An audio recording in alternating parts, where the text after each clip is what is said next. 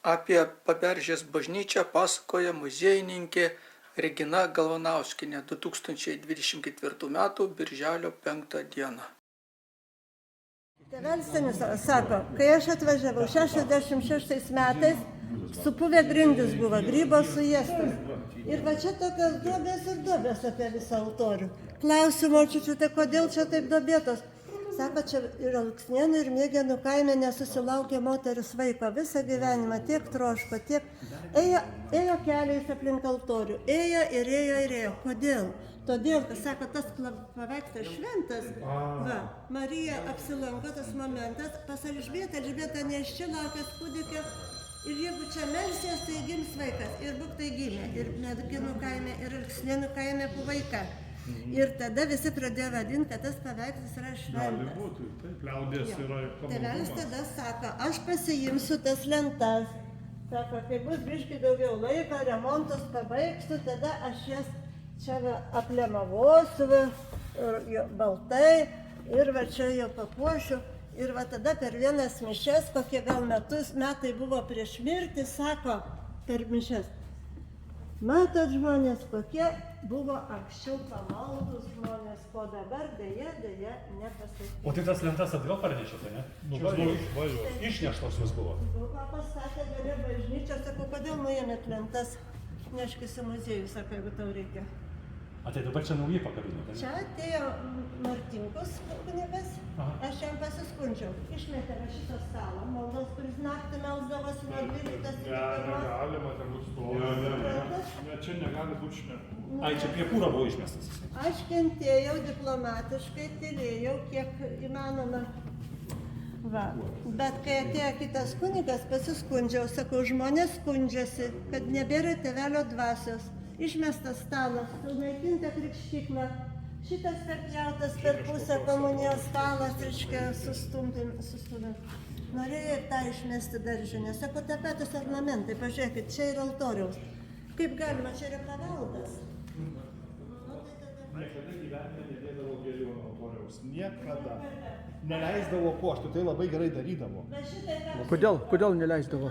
Nuskaito, aš nežinau, kodėl jis neleido, bet niekada neleido, pas jį stovėdavo paprasto žvakės. Dabar, pavyzdžiui, žvakidės tinka, bet šitos atkės tai niekaip netinka. Nu, tiesiog gadina vaizdą. Čia reiktų dėti, žinai, kokias bent vaškinės uždėti, bus visai kitas vaizdas. Kai 8-ame dešimtmetyje rinkau medžiagą knygai Piligrimo vadovas po stebuklingas Marijos vietas, tai man Paberžės klebonas taip parašė atsakymę. Nuo senų laikų žmonių gerbiamos ir laikomos stebuklingų švenčiausios mergelės aplankymo paveikslas. Nors voto neradau nei vieno, tačiau aplink altorių grindų lentose matosi grioveliai. Tai pėdsakai tų žmonių, kurie klupsti ėjo aplink altorių. Keisdamas grindų vieną lentą, su tais grioveliais padėjau po altoriumi. Dabar tas paprotys jau beveik išnykęs, o tačiau dar keliais kai kas tebeina aplink altorių. Kunigas Mykolas Dobrovolskis.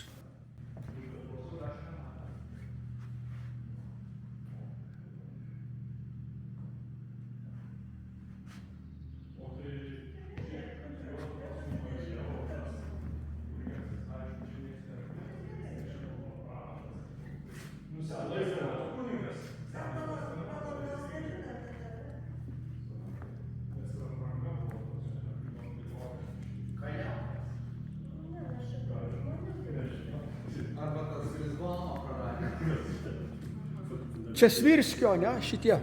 Jo.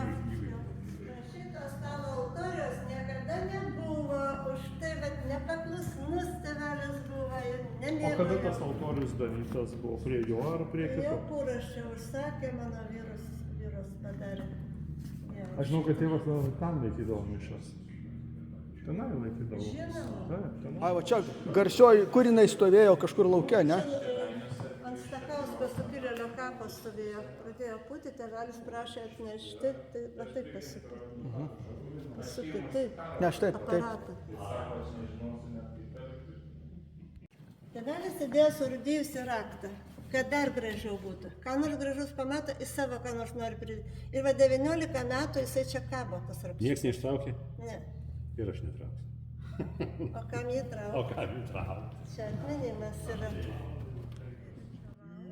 Kodėl? Todėl, kad buvo šitas mūsų liturgistas Kajackas papasakojo. Važiuodavo. Nu va, o jis nešiodavo protestantiškų. Nu, davai. Reiškia,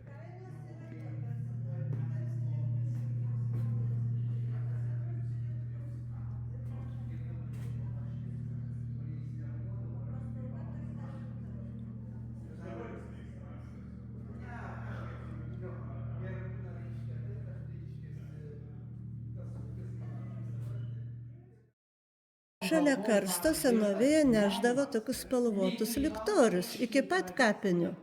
Ir aš buvau tada 7 metų ir aš pats pirmas bėgdavau į laidotuvės dėl tų žibintų. Man tai buvo gražu vaikui, kad jie tokie spalvoti ryškus. Na, ir dabar pripirkau periškių dažų. Tie vaikiški atsiminimai.